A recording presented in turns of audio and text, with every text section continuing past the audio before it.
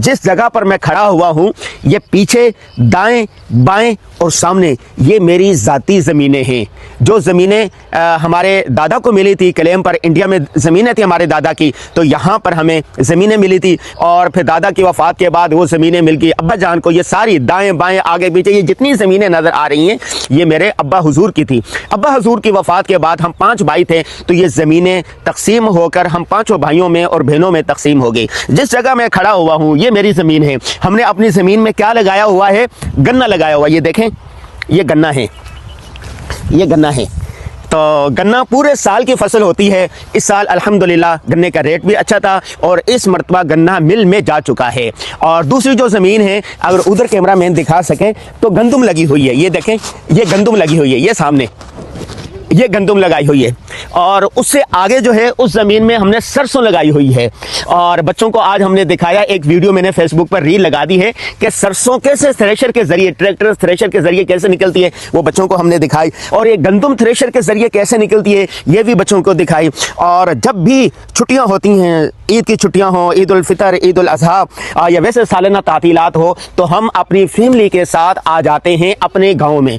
यहाँ पर साफ शफाफ ज़मीनी पानी, साफ आबो हवा, बिल्कुल आलूदगी नहीं है। और आप देखिए दरख्त कैसे लगे हुए हैं। सुबह सवेरे खेत खलियान में वॉक करना, यहाँ घूमना फिरना और चहचहाते परिंदों को सुनना, ये इतना अच्छा मंजर पेश करते हैं कि शहर की आलूदगियों से, शहर की आलशों से और परागंदगियों से जहन बिल्कुल साफ सुथरा हो जाता है। और ऐसे मनाजिर को देखकर बेसाख्ता ज़बान पर निकल आता है फ़तबारकल्लाहु अहसनुल खालिकीन। मेरा इस वीडियो का पैगाम है कि जो लोग इस्लामाबाद में रहने वाले, लाहौर में रहने वाले हैं, मुल्तान में रहने वाले हैं, हाँ कराची में रहने वाले हैं, उनको चाहिए कि वह अपनी फैमिलियों के साथ गाहे बगाहे शहर से दूर गांव देहात में कुदरती माहौल में आ जा करें। एक हफ्ता आप गांव में रहेंगे। हमारे अल्हम्दुलिल्लाह गांव के अंदर घर बने हुए हैं, 2 कमरे हैं, बेड लगे हुए हैं, सारी सहूलियात मौजूद है, बिजली है, गैस है, ये मेन रोड है, ये देखें मेन रोड है यहाँ पर। और सबसे बढ़कर अमन है, सुकून है, इत्मीनान है, किसी किस्म की कोई परेशानी नहीं है। आप फैमिली के साथ गाँव देहात, ये साथ नहर जा रही है, वो हमारा एक बेटा गया हुआ, वो देखो नहर पर ये नहर जा रही है, हमारी ज़मीन के अंदर से ये नहर गुजर रही है। और हमारी जो ज़मीन है सरसब्ज़ व शादाब है, इतनी खूबसूरत ज़मीन है और इतनी अच्छी आबो हवा है। आप हमारे गांव में आ जाएं, फैमिली के साथ 1 हफ्ता रहें, 2 हफ्ता रहें, 3 हफ्ता रहें। हम अपनी फैमिली के साथ आए हुए। उधर देखें हमारे बच्चियाँ खेत में घूम रही हैं। कैमरामैन अगर दिखा सके कि ये देखें, ये खेत में घूम रही हैं, ये साथ घर बना हुआ है और ये वाटर है जिसको पानी कहते हैं, दरख्त लगे हुए हैं। सुबह सवेरे हमने देखो चहलकदमी की है। और आखिरी बात देखें, रसूलुल्लाह सल्लल्लाहु अलैहि वसल्लम की पैदाइश हुई थी मक्का में।